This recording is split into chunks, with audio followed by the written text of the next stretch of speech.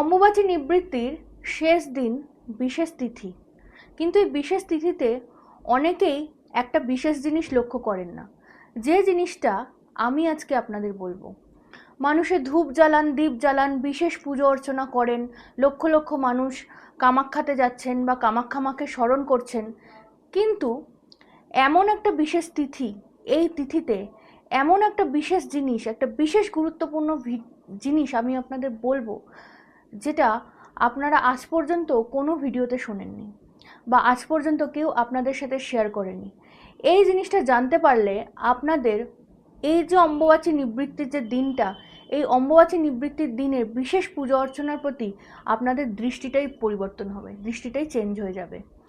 আমি সবটাই বলবো, তাই সবটা জানার জন্য ভিডিওটা প্রথম থেকে শেষ পর্যন্ত অবশ্যই দেখবেন, কারণ এই জিনিসটা বলার আগে অম্বুবাচী নিবৃত্তির যে মাহাত্ম্য, যে গুরুত্ব, যেটা আপনারা এর আগে কোথাও শোনেননি, সেটা আপনাদের বোঝা অত্যন্ত প্রয়োজন আছে। কারণ না বুঝতে পারলে আপনাদের মনে সেই ভক্তির ভাব আসবে না, না বুঝতে পারলে আপনাদের মনে সেই ভক্তি, সেই ঊর্জা জাগরিত হবে না। রাধে রাধে, নমস্কার। আমি অ্যাস্ট্রোলজার পৌলমী নন্দী, অ্যাস্ট্রো বাস্তু নিউমেরোলজি তন্ত্র কনসালটেন্ট।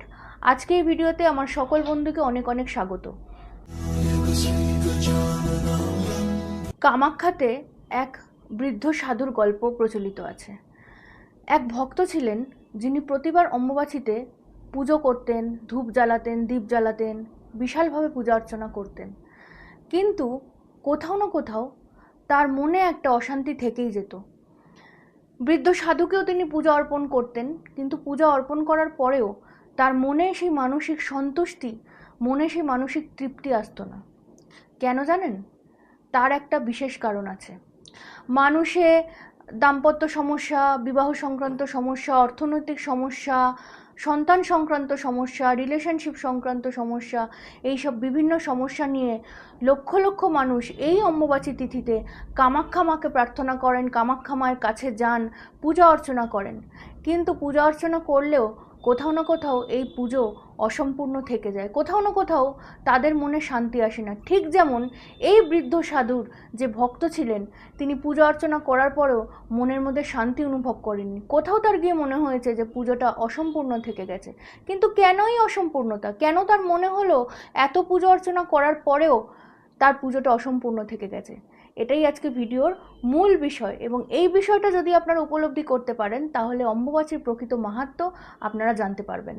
বিভিন্ন মানুষ যে এত পুজো করছেন, এত জপ তপ করছেন এই অম্বুবাচীর সময়, তারা তাদের জীবনের সমস্যার, এই যে বিবাহ সংক্রান্ত সমস্যা আসছে, সন্তান সংক্রান্ত বাধা আসছে, শারীরিক জায়গা থেকে তারা সমস্যা ফেস করছেন বা আর্থিক জায়গা থেকে সমস্যা ফেস করছেন, আপনারা কি আপনাদের উত্তর খুঁজে পেয়েছেন? উত্তর আপনারা খুঁজে পান না। আমার কাছে অনেকেই আসে যারা অনেক জপ তপ করে, অনেক কিছু করছে, অনেক রেমেডি করছে, কিন্তু তারপরেও সেই রেমেডি, সেই জপ তপের সঠিক ফল তারা পাচ্ছে না। এবার চলে আসি সেই সাধুর গল্পে। অম্বুবাচীর শেষ দিন অর্থাৎ নিবৃত্তির দিন, এই নিবৃত্তির দিনে ভোরবেলা উঠে স্নান করতে হয়, পরিষ্কার পরিচ্ছন্ন জামা কাপড় পরতে হয়, এবং এর সাথে সাথে ঘর দোর সব কিছু পরিষ্কার করতে হয়, এবং ঠাকুরের যে স্থান রয়েছে বা মন্দির যে রয়েছে, সেই মন্দিরকেও সম্পূর্ণরূপে পরিষ্কার করে গঙ্গা জল দিয়ে শোধন করতে হয়। তারপরে ঠাকুরকে পূজা অর্চনা করে ধূপ, দীপ, ফল, মিষ্টি এবং মনের ভক্তি অর্পণ করে পুজো করতে হয়।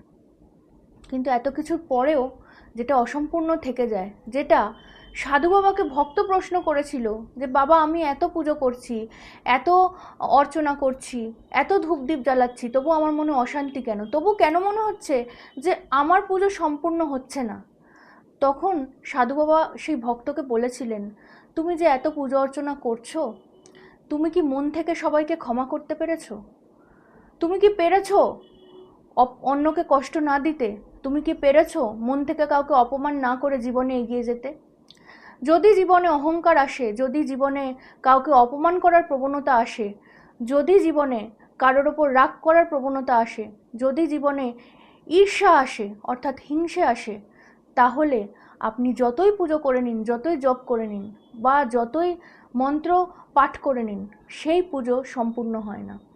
কামাখ্যা মার এই বিশেষ তিথিতে, এই অম্বুবাচীর বিশেষ তিথিতে শুধু কামাখ্যা মাকে পুজো করলেই হয় না, শুধু জপ তপ করলেই হয় না। এর সাথে নিজের মনের হিংসা, নিজের মনের অহংকার বোধকে ত্যাগ করতে হয়, সমূলে বিনাশ করতে হয়। কাউকে অপমান করে কথা বলতে নেই, কারোর ওপর অহেতুক রাগ করতে নেই, কারোর ওপর দাম্ভিক ভাব প্রকাশ করতে নেই। এই জিনিসগুলো যেদিন আপনারা মন থেকে ত্যাগ করতে পারবেন, সেদিন আপনাদের পুজো সম্পূর্ণ হবে। কারণ মা কামাখ্যা শুধু আপনার হাতের ফুলটা দেখেন না, যে ফুল দিয়ে আপনি পুজো অর্চনা করছেন, হাত দিয়ে পুজো দিচ্ছেন, সেটা শুধু তার জন্য যথেষ্ট নয়। ভক্তের অন্তরের ভক্তি, ভক্তের হৃদয় কতটা পবিত্র এবং সেই হৃদয়তে কত ফুল ফুটে আছে, সেইটা কামাখ্যা মা দেখেন। সেটাই তার পুজোর আসল প্রকৃতি। যদি আপনার মনে কালিমা থাকে, আপনার মন যদি পরিষ্কার না থাকে, আপনার মনে যদি ঈর্ষা থাকে, অহংকার থাকে, দম্ভ থাকে, লোককে অপমান করার প্রবণতা থাকে, তাহলে সেই পুজো কখনো সম্পূর্ণ হয় না। আপনি যতই পুজো অর্চনা জপ তপ করে নিন, মা সেই পুজো নেন না। মাকে পুজো করতে গেলে জপ তপের সাথে সাথে আপনার হৃদয়ে যে পদ্ম রয়েছে, হৃদয় কমল যে রয়েছে, সেই হৃদয় কমলকে প্রস্ফুটিত করতে হবে, তাকে পরিষ্কার কালিমামুক্ত করতে হবে এবং অন্তরের ভক্তি দিয়ে মাকে ডাকতে হবে। অন্তরের ভক্তি শুধুমাত্র এমনি এমনি আসে না। অন্তরের ভক্তি তখন আসে যখন আপনি আপনার মধ্যে থেকে যে নেগেটিভ গুণাবলীগুলি রয়েছে সেগুলিকে ত্যাগ করতে পারবেন এবং সম্পূর্ণরূপে মায়ের কাছে নিজেকে ডিভোট করতে পারবেন। তাহলেই আপনার এই তিথি, এই অম্বুবাচী নিবৃত্তি সম্পূর্ণ হবে। অম্বুবাচী নিবৃত্তির সময় অবশ্যই যে কথাগুলো বললাম এগুলো আপনারা মাথায় রাখবেন এবং অবশ্যই জপ তপ সাধনা করবেন এবং তার সাথে সাথে নিজের হৃদয়কে পরিষ্কার করে মাকে সম্পূর্ণরূপে ভক্তি অর্পণ করবেন। তাহলেই আপনাদের পুজো 100% কমপ্লিট হবে। সংসারী অশান্তি হচ্ছে, বিবাহ ক্ষেত্রে বাধা আসছে, সন্তান হচ্ছে না, আর্থিক জায়গায় সমস্যা হচ্ছে, চাকরি ব্যবসায় উন্নতি হচ্ছে না, এরকম সমস্যার মধ্যে যারা জর্জরিত রয়েছেন তারা অবশ্যই কমেন্ট বক্সে জয় মা কামাখ্যা লিখুন। আমি আপনাদেরকে হেল্প করব। জয় মা কামাখ্যা লিখে সেই কমেন্টের স্ক্রিনশট স্ক্রিনে দেওয়া নাম্বারে হোয়াটসঅ্যাপ করবেন। আমি আপনাদেরকে এই অম্বুবাচী নিবৃত্তির সময় বিশেষ এক মন্ত্র দেব, যে মন্ত্র আপনারা পাঠ করতে পারলে আপনাদের জীবনের সমস্ত সমস্যা অবশ্যই সমাধান হবে। কামাখ্যা মা আপনাদের সমস্ত সমস্যা সমাধান করবেন। আপনাদের সন্তান না আসার সমস্যা, আপনাদের বিবাহে বাধা, আপনাদের ব্যবসা বা চাকরিতে সমস্যা, আপনাদের অর্থ উন্নতি না হওয়া, এই সমস্ত সমস্যার সমাধান পেতে কমেন্ট বক্সে জয় মা কামাখ্যা লিখুন এবং সেই কমেন্টের স্ক্রিনশট স্ক্রিনে দেওয়া নাম্বারে হোয়াটসঅ্যাপ করতে ভুলবেন না আপনার নাম সহ। সকলে ভালো থাকবেন, সুস্থ থাকবেন, সুন্দর থাকবেন। জয় মা কামাখ্যা, জয় মা তারা।